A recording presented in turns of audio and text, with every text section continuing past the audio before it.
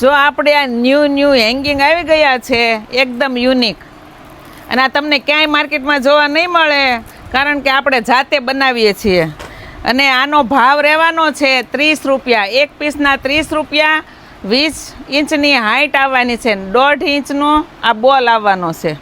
આ કાચનો બોલ છે. આ રાતે હેંગિંગ લગાવ્યા હોય ને રાતના ફંક્શનમાં તો એકદમ ઝગમગારા મારે એવા છે. જો આપણે પહેલાં ગ્રુપમાં મૂકી દીધા છે.